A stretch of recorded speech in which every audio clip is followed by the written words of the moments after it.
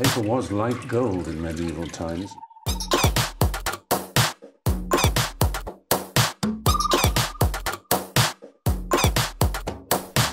Oh, not tobacco, sugar.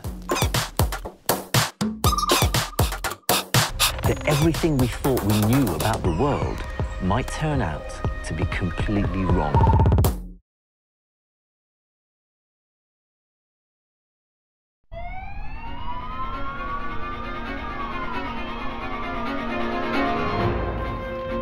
A quiet Washington state community becomes the backdrop for a string of brutal murders. And all of the evidence suggests that a serial killer is responsible. As investigators struggle to identify a suspect, more bodies continue to surface. In Michigan, the pregnant wife of a promising young attorney is found dead in the couple's home. Though it appears to be the result of a tragic accident, police are not convinced.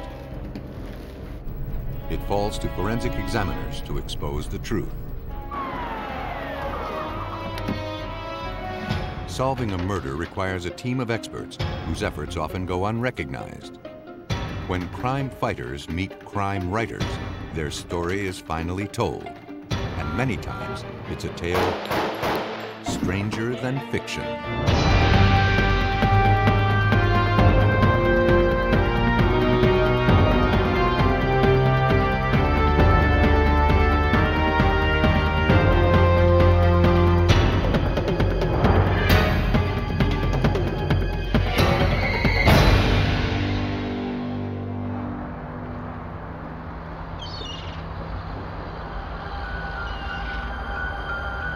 Bellevue, Washington lies just east of the city of Seattle.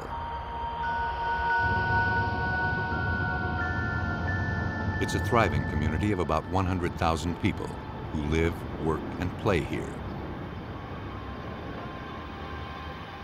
But in the summer of 1990, young women began turning up dead throughout the city. On Saturday, June 23rd, Bellevue police received a 911 call. A restaurant employee had stumbled upon the lifeless body of a young woman.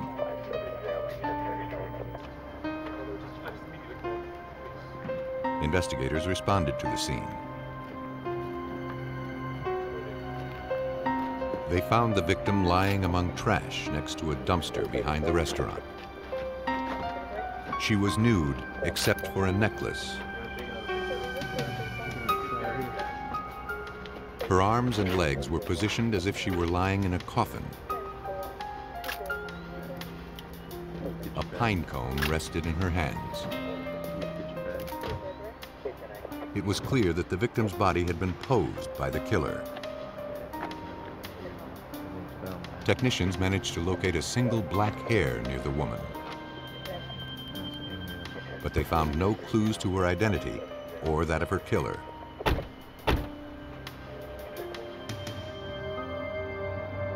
Bellevue detective Marvin Skeen was assigned the case. He knew this wasn't going to be an easy murder to solve.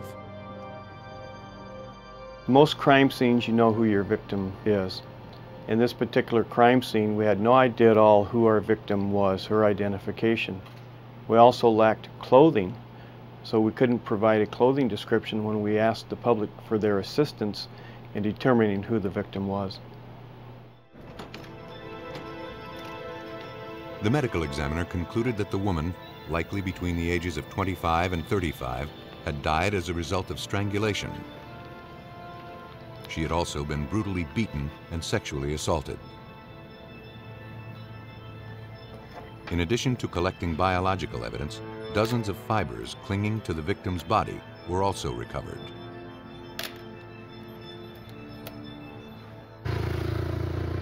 Though it wasn't much to work with, detectives forwarded what little evidence they had to the Washington State Patrol Crime Lab in nearby Tacoma.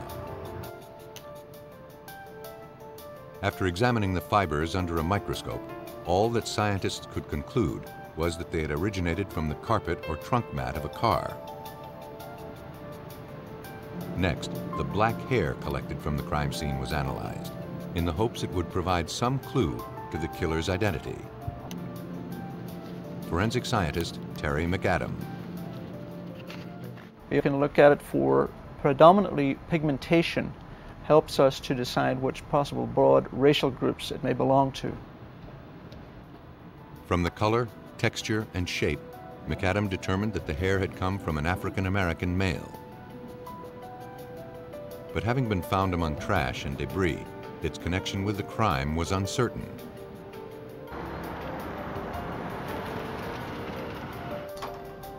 Investigators knew the best way to find this killer would be to first identify the victim. But no missing persons reports filed in the city of Bellevue matched their victim. We went to the news media, who of course were interested in the case, asked for their assistance. We also went to teletypes and bulletins to surrounding law enforcement agencies, asking them to check for missing individuals in their cases. Soon after, investigators got their first break. In a neighboring jurisdiction, a woman had reported her roommate missing. From photos taken at the autopsy, she identified the victim as her 27-year-old friend, Marianne Polreich.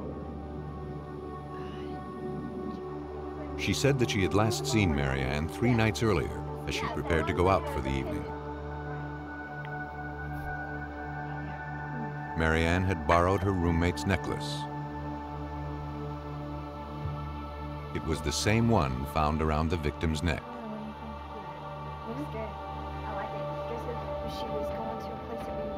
Marianne usually spent her Fridays at a bar just a few blocks from where her body was found.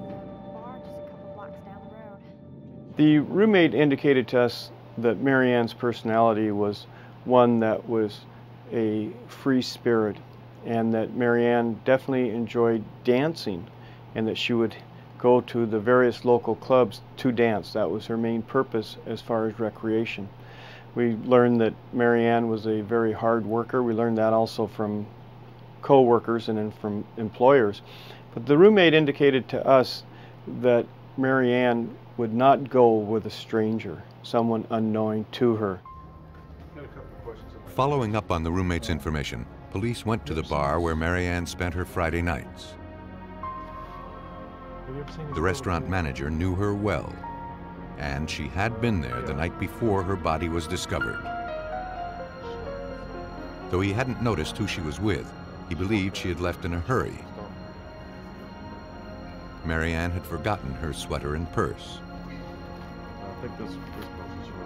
Investigators collected the items, hopeful they contained some clue to her killer's identity.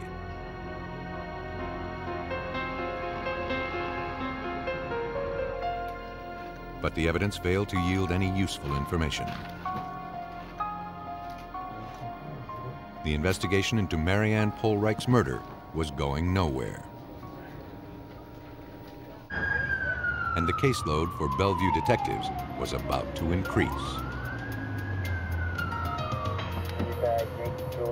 On August 9, 1990, police were dispatched to the home of Carol Beathy. Her ex-husband, Paul, had received a call from his 2 young children earlier that day.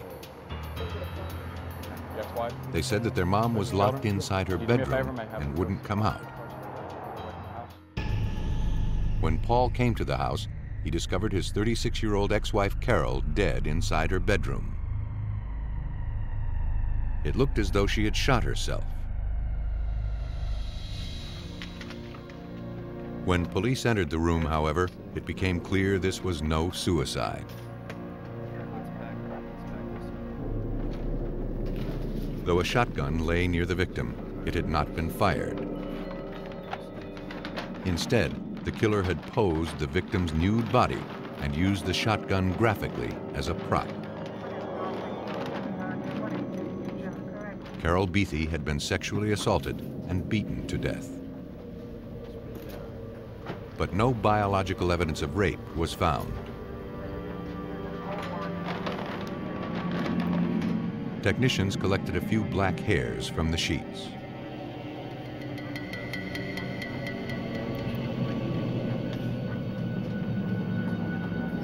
Though robbery did not appear to be a motive, Family members later determined that Carol's heirloom ring was missing.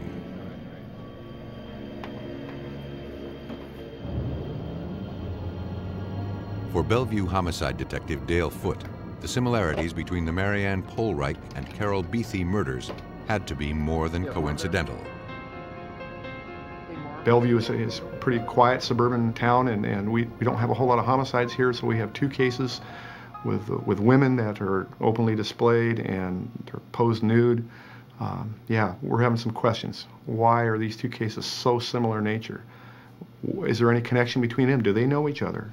Do their friends know each other? You know, did they work together? Did they, attend some of these nightclubs together? We just didn't know. So some of those questions we had to answer, and answer real fast. To find out if the cases were in fact connected, police forwarded the hairs recovered from the Carol Beathy crime scene to the lab. When examiners compared those to the one recovered from the Marianne Polreich crime scene, they concluded that the hairs had originated from the same person. Bellevue police were now faced with the possibility that a serial killer was loose in their city.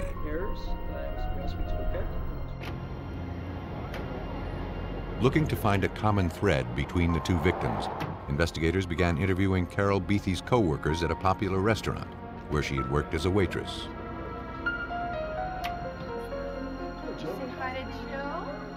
Carol's friends could not imagine why anyone would have wanted to hurt her.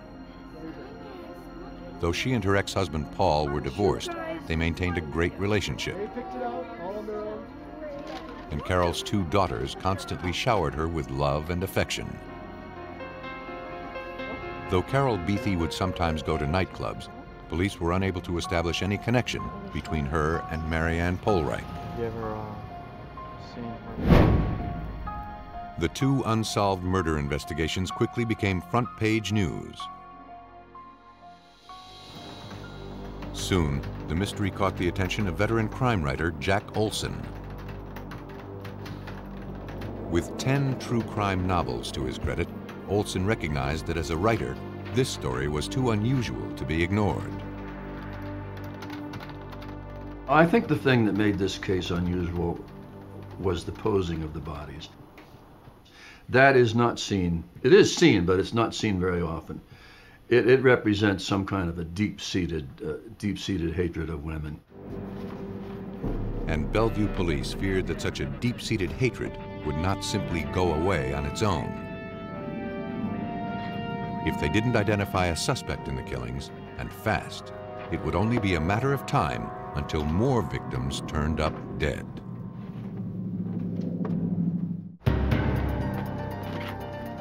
Police in Bellevue, Washington struggled to solve the sexual assaults and murders that had claimed the lives of two young women. The bodies of 27-year-old Marianne Polreich and 36-year-old Carol Beathy were discovered less than 2 months apart. Having found both victims savagely beaten, sexually assaulted, and their bodies posed after death, investigators had reason to believe that the murders were the work of one predator. But so far, they had no idea who that was or when he would strike next. On September 3rd, 1990, police in neighboring King County received a 911 call. The body of 24-year-old Randy Levine had been discovered by her landlady. She had been savagely beaten, and her nude body was posed suggestively in her bed. Technicians located a single dark hair near the victim's body. The only item determined to be missing from the room was an antique ring.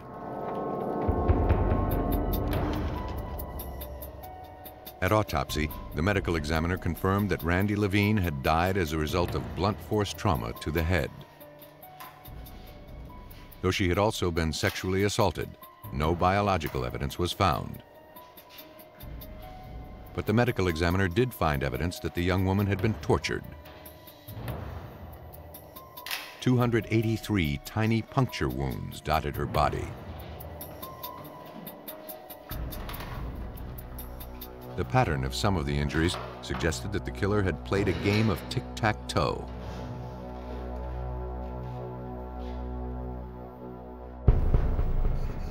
Because the Levine homicide happened outside the city limits of Bellevue, its parallels to the unsolved Polreich and Beathy murders might have gone unnoticed. But then, Bellevue Police Detective Ed Mott received a call from a paramedic who happened to be called to all 3 crime scenes. Yeah, this is Lieutenant Ed Mott with Bellevue. And he couldn't help but notice the similarities. He says, I'm not a cop, I'm not a policeman. He says, but the last 3 murder cases I've been to, he says, it's really odd that the 3 bodies have been posed. Bellevue police also learned that Randy Levine had been to a Bellevue nightclub the night before she was found murdered. There could now be little doubt that a serial killer had claimed the lives of all 3 women. Officers from throughout the area began pooling their resources, desperate to identify this killer before he struck again. The senselessness of the homicides left veteran crime writer Jack Olson struggling for answers. He wondered why these women in particular had been targeted for murder. He could find no rational explanation. They were perfectly fine women doing exactly what we would expect decent young women of their age, 20, 30, 35, to be doing. They held jobs, they were responsible. Yes, they did go to nightclubs now and then. They're admirable people. As the hunt for the serial killer intensified, an intelligence officer with the Seattle Police Department believed he had uncovered a possible lead. A few days after the Randy Levine homicide in King County, a man named George Waterfield Russell was arrested near her residence for impersonating a police officer. You two have been working on. According to the reports, when 32-year-old Russell was pulled over for traffic violations, the officer saw him try to hide something under the vehicle.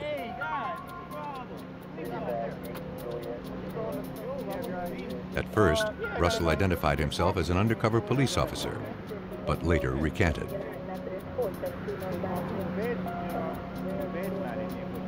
Suspicious, the patrol officer searched his car. He located a police scanner, a buck knife, and 2 IDs. Hidden underneath the vehicle, he found a loaded handgun. A check of the serial numbers revealed that the gun had recently been stolen. Russell was placed under arrest for impersonating an officer and being in the possession of a stolen weapon. A records check showed that Russell had an extensive criminal record, which included sexual assaults and cat burglaries. Mostly, George Russell stole jewelry. A further background check revealed that Russell was known to frequent Bellevue area nightclubs, and he had a reputation. Well, George was a charmer, and basically he was liked in the nightclubs. He was a popular man in the nightclubs. He had a good line of chatter. He would sidle over next to the DJ and they'd have a nice conversation, and then he'd sidle over to the bar and have a nice conversation with the bartender, and then various people, usually young women who came under his aura would sit with him, would buy him drinks, would tell him what a great guy he was. Though that wasn't a crime, to investigators it went a long way in explaining how the 3 victims could have been manipulated into being alone with the killer. Hey, how you doing? I'm a detective. Detectives wanted to speak with George Russell about the murders.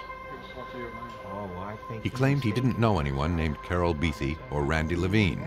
Take a look at some of these pictures. However, he admitted knowing Marianne Polreich. In fact, he had seen her at a bar the night before she was found murdered. But he said they weren't there together and didn't speak. Recalling that fibers from a vehicle had been recovered from Polreich's body, police asked for permission to search his car. Russell claimed he had borrowed a friend's truck that night. Eager to cooperate, he gave police the address of his friend who had lent him the vehicle.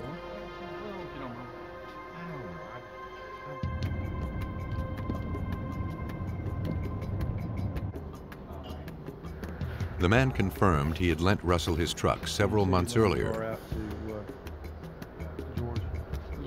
He added that when Russell returned the vehicle the following day, there were large stains on the seats, and the interior of the car reeked from a horrible smell.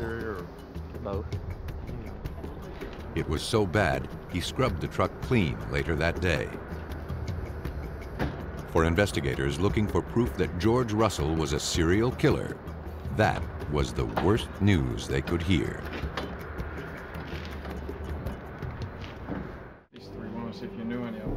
Investigators in Bellevue, Washington, believe that 32-year-old George Russell was responsible for a string of brutal sexual assaults and murders that had claimed the lives of 3 young women. Now they needed to prove it. Police located the vehicle Russell had borrowed the night that the first victim, Marianne Polreich, was killed, hopeful it contained evidence of murder. But in the days following the homicide, the truck had been thoroughly cleaned by its owner. But beneath the upholstery, technicians located a suspicious stain. It appeared to be blood. However, it was too degraded for a more comprehensive analysis. Fiber samples from the vehicle's carpet were also collected.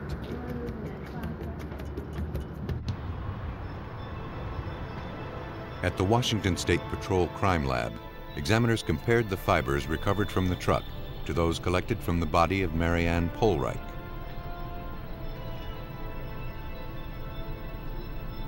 Though they were consistent with one another, supervising forensic scientist Terry McAdam knows that no analysis is perfect. We can't say that that fiber came from that car, because unless we can take the exact fiber and match up its ends, we can't say that. What we can say is the fiber we found in a suspect's car matches that found on the clothing of the victim as regards to having similar microscopic characteristics. We can't say it's a match. Still, the finding was enough to allow investigators to obtain a search warrant for the suspect's apartment. There, they found a gym bag filled with slips of paper with women's names and phone numbers written on them. Police contacted several of the women whose names were found in Russell's home. Most knew George Russell well. Though many had no idea how he got their phone numbers, they didn't feel threatened. Russell had told them he was an undercover cop. Homicide Detective Dale Foote. We kept hearing these same stories about George working for the police and being an undercover agent and that kind of thing. George was very articulate, a very charismatic young man, and a lot of people bought into his story. And actually, the fact that they bought into his story kind of was a hindrance to us, because they rather trust George than they would rather trust the police. Get up and get back with you. But one of the women contacted felt differently, and she had an interesting story for police. She said that recently, George Russell had given her an antique ring. It was his way of apologizing for standing her up on a date the week before.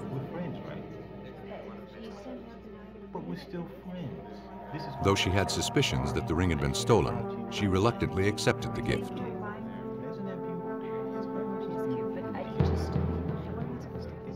Shortly after that, she learned Russell was a suspect in the murders. When she began to hear that George was involved, or possibly involved, with these homicides, she became frightened, and she gave this ring to another friend of hers who just happened to be leaving town. He was on his way to Florida, And so he took that ring with him, and having arrived down there a little short of cash, he went down to a pawn shop and pawned this ring. Fortunately, that ring was still there when we called. Investigators confirmed that it was the same ring that had been stolen from Randy Levine's room at the time of her murder.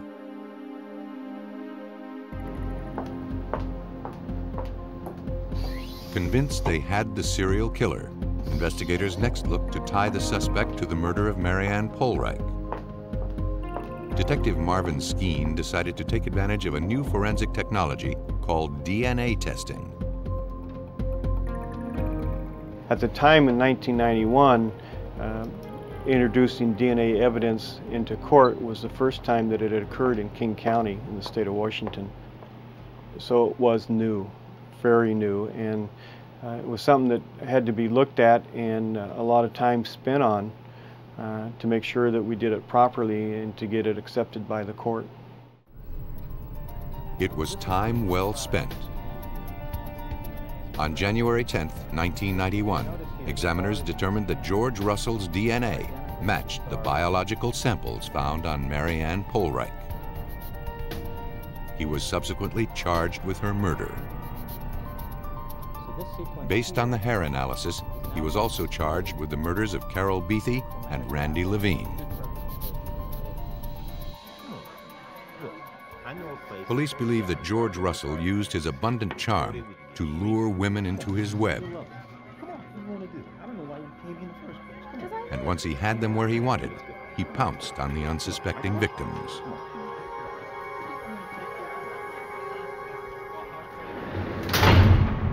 George Waterfield Russell was convicted of the 3 murders. He was sentenced to 2 consecutive life terms, plus 28 years.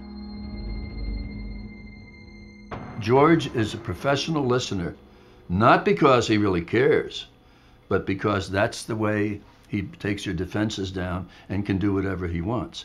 Now, I spent 3 hours with George at Walla Walla Penitentiary, and I mean, this is one of the most horrendous killers that ever lived. But it was a delightful 3 hours. He's interesting on every subject. He's friendly, he smiles, and he cracks little jokes. That's all the exterior. What there is beneath that, I don't think even George knows. Shock value was part of George Russell's murderous plan, and he went to great lengths manipulating his crime scenes to achieve it. Oftentimes, the significant facts of a case lie just below the troubled surface. Just north of Detroit, Michigan, lies the city of Hazel Park.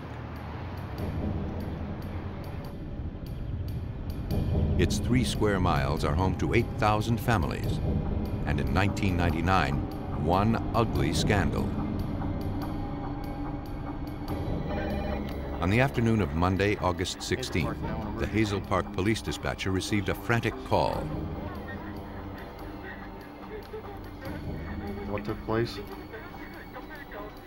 A man reported that his wife had accidentally shot herself.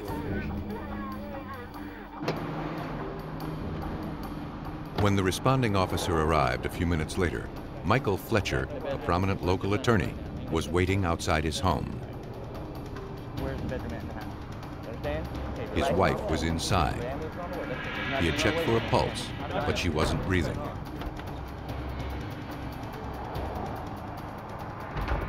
He led the officer to the bedroom where his 29-year-old wife, Leanne, lay on the floor. What are you gonna do? Following protocol, the officer kept Michael Fletcher from entering the room. What are you gonna do? But there was nothing anyone could do. Leanne Fletcher was dead, the result of a single gunshot wound to the head. Also, give me a backup unit and start the... Any shooting death, even an accidental one, is treated as a crime scene.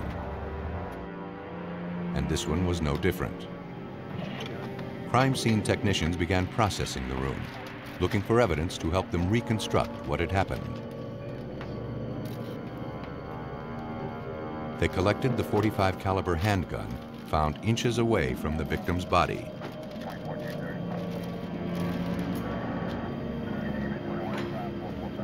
Unsure of what to make of the findings, police began searching through the contents of the victim's purse, looking for a suicide note she may have left behind.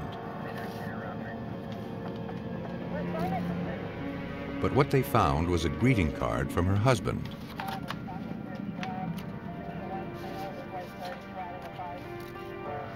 He was expressing his joy over Leanne's recent pregnancy.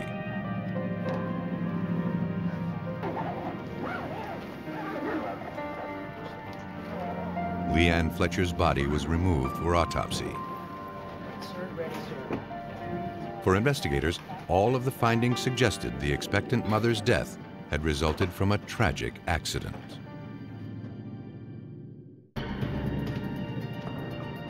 Police in Hazel Park, Michigan continued to investigate the tragic shooting death that had claimed the life of 29-year-old expectant mother Leanne Fletcher.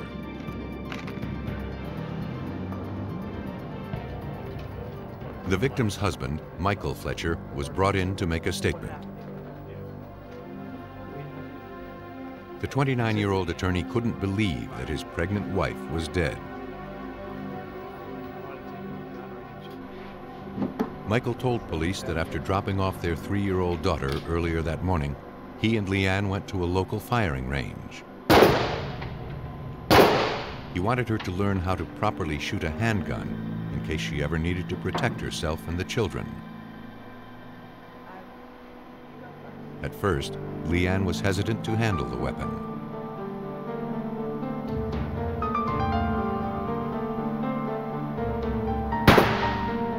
But according to Michael, she finally became comfortable and then fired a few rounds.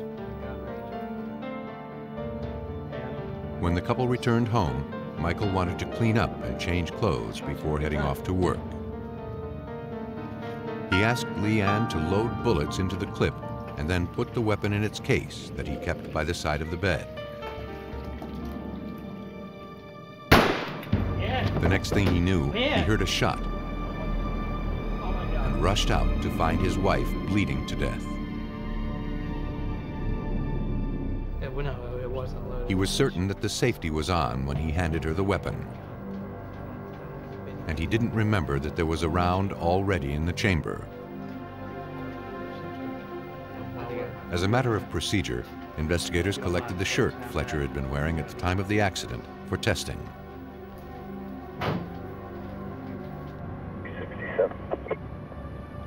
Though Michael Fletcher's account was consistent with an accidental shooting, as a matter of routine, investigators needed to interview the couple's friends and family members.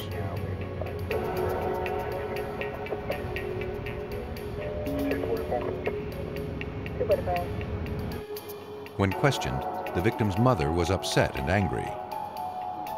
She said she never trusted Michael Fletcher, and she was convinced her daughter's death was no accident. Nearly 6 months earlier, Leanne had complained to her mother she was unhappy in the marriage and wanted a divorce. When she confronted her husband, he was furious to learn she had gone so far as to hire a divorce lawyer. But soon after, Michael began trying to repair the marriage. He had just started to earn a substantial income, and the mother believed he was simply trying to avoid having to pay alimony. The information led investigators to take a closer look at Leanne's death.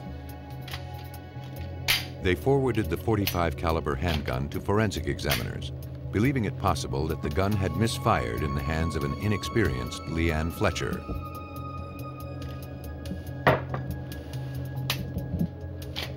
Using weights attached to the trigger, they found that to successfully discharge the weapon, a significant amount of force had to be applied.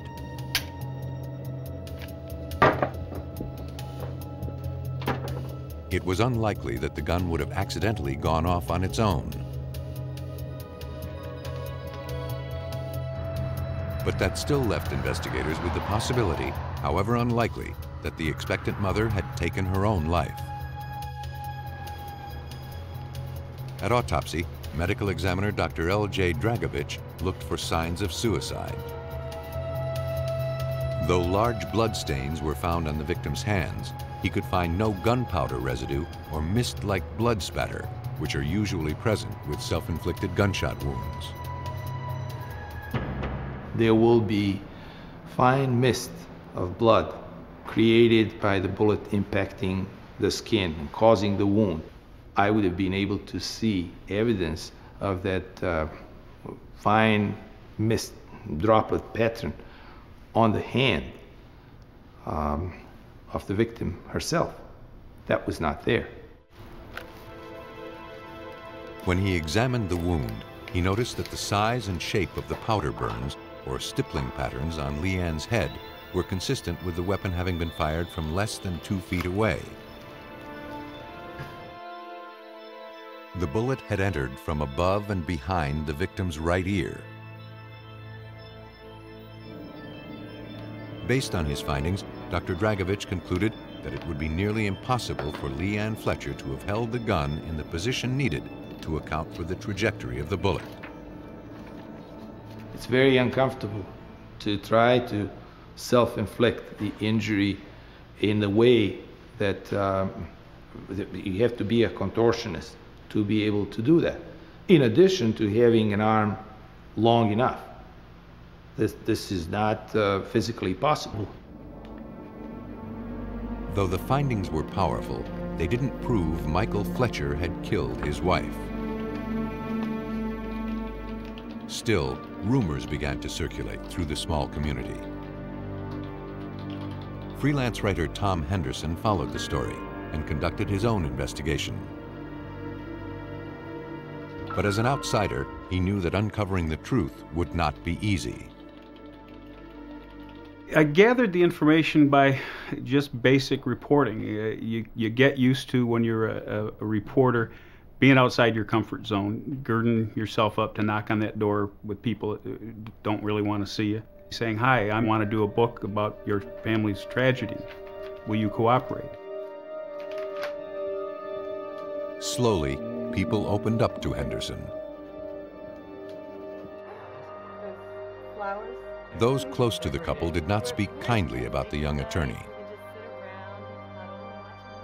But they all agreed that Leanne was a supportive and dedicated mother and a wonderful human being. Leanne Fletcher, by all accounts, was everybody's best friend. And that was one of the touching things, is you would interview friends, sisters. Everybody said, "Leanne was my best friend." Michael Fletcher was asked to come into the station to answer questions. Stating he had nothing to hide, he agreed, but only under the watchful eye of his attorney. He admitted to police that his marriage had been shaky, but over the past several months, he said that he and Leanne had managed to reconcile their differences. In fact, just 2 days before her death, Leanne prepared a special dinner for the family. She used the occasion to have the couple's daughter announce to everyone that there was going to be a new baby in the family. Michael was elated.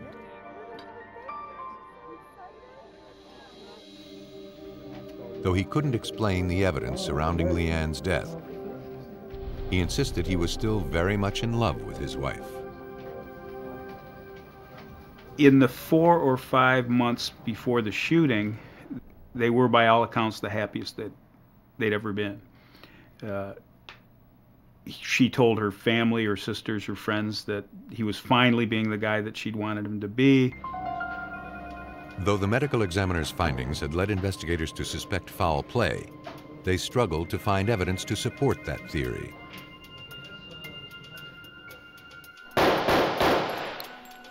Police went to the shooting range where Michael had taken Leanne on the morning of her death. The manager of the range recalled the couple well.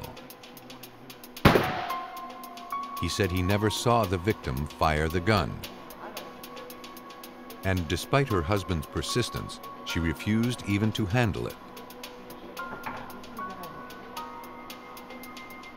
That contradicted Michael Fletcher's story that Leanne fired the weapon.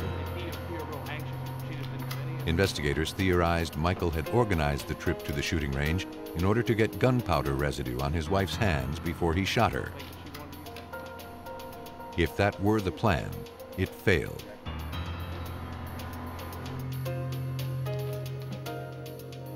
But for those following the investigation, the case against Michael Fletcher was hardly clear-cut. There wasn't a shred of hard evidence that proved Fletcher had murdered his wife. And there was no obvious motive. Mick Fletcher didn't stand to gain anything financially from her death. There was no insurance policy. The house, in fact, was in her name, and her parents ended up being responsible for its sale. His family didn't get any of the proceeds. He didn't get any of the proceeds. There was no financial gain. However, the medical examiner's findings were enough to allow investigators to obtain a warrant to search the suspect's house. Hidden in Michael's closet, they uncovered a secret stash of emails, photographs, and love letters. But the items had nothing to do with Michael's wife, Leanne.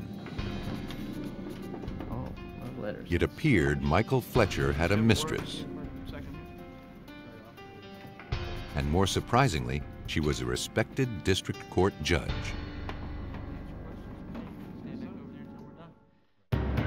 Police in Hazel Park, Michigan suspected that the shooting death of 29-year-old expectant mother Leanne Fletcher was no accident. While looking for evidence to prove that her husband, prominent local attorney Michael Fletcher, was responsible, investigators learned he had been having an affair with a respected district court judge. Detectives went to interview the 32-year-old judge. When confronted with the evidence, she admitted she and Michael had been involved in a romantic relationship for about a year. She said she last saw Michael the night before Leanne died. He had come by her house. Michael hadn't mentioned that Leanne was pregnant. In fact, he told his mistress that he and Leanne lived like strangers, and the only reason he stayed in the marriage was for the sake of his young daughter. His true feelings were for the judge. The judge, who was also married, was tolerant of the situation, at least for the time being. But she had one condition. If she found out that Michael was being intimate with Leanne, the judge would end the relationship immediately. Hazel Park homicide detective Thomas Clayman realized he had just uncovered a possible motive. When Mr. Fletcher found out that his wife was pregnant, caused us to believe that she could not find out, the judge could not find out, because if they were having sexual relations per her, the relationship would be over. Detectives soon learned that it was more than just an affair that was at stake for Michael Fletcher. In the Fletcher case, M.E. ruled it a homicide. In her statements to police, the judge admitted that after she and Fletcher became involved, she had helped his career. She made him the court-appointed attorney in dozens of cases, more than any other local attorney. It translated into thousands of dollars of extra income for the ambitious lawyer. Crime writer Tom Henderson knew this story was as compelling as it was tragic. This case is about a set of dynamics that you would only expect to come across in a made-for-TV movie. You've got the really good-looking young attorney. You've got the really good-looking, vivacious wife. You've got the powerful, young, pretty judge. The triangle, the classic triangle. And you've got a dead woman on a floor. It just caught everybody's attention. This shows that he knew she was pregnant. Though police believed they had finally established a motive, they struggled to find solid physical evidence that could prove Michael Fletcher was a cold-blooded killer. Because I want to make sure But there was one item that had not been tested: the shirt Fletcher wore at the time of the shooting. After reviewing the suspect's statement, Detective Clayman realized the shirt might contain proof of the young attorney's guilt. He stated that he was not in the room when the gunshot went off. Prosecutors wanted that shirt to test for the possibility of blood, spatter, or mist being on that shirt. From the naked eye, the shirt observed to be clean or without stain. The human eye, you could not see any of the stains. It was then taken to Michigan State Police Crime Lab. Under a magnifying glass, examiner David Woodford could find no traces of blood. But then, on the cuff of the right sleeve, he noticed tiny mist-like stains.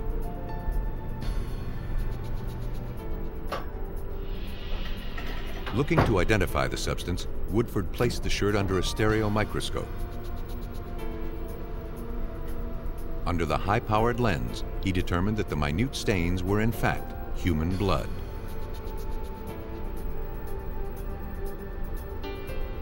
Their mist-like pattern was consistent with being high-velocity blood spatter, which are produced by the blowback from a firearm.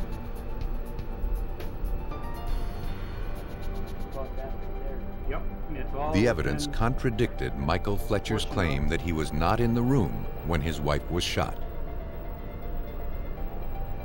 More importantly, the blood on the cuff put him within 2 feet of the victim when the bullet struck her head.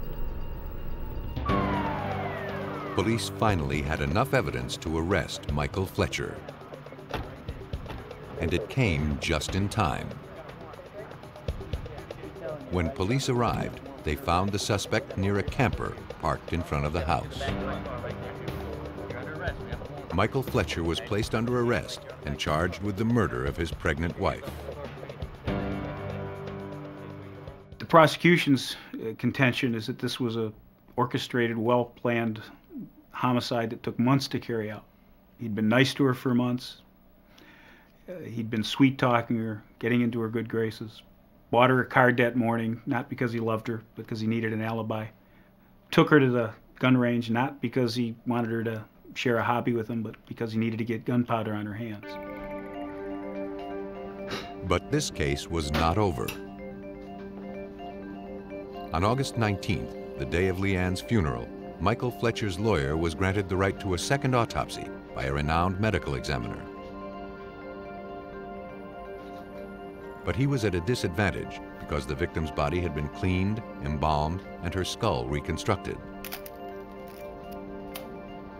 However, based on his experience and the size and location of the wound, he believed that it was plausible that the gunshot wound had been self-inflicted. Dr. Dragovich did the first autopsy, and his conclusion was pretty obvious. This is murder. This is not accidental or self-inflicted. The defense hired their own medical examiner. His results weren't conclusive at all, which is fine for the defense. They just wanted someone to say, this is not clear-cut. But ultimately, those findings were not enough to create reasonable doubt in the minds of jurors.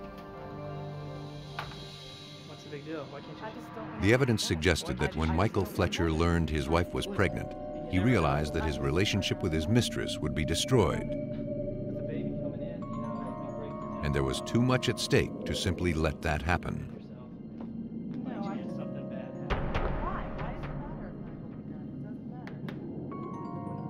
After returning from the firing range, Michael saw his opportunity and took it.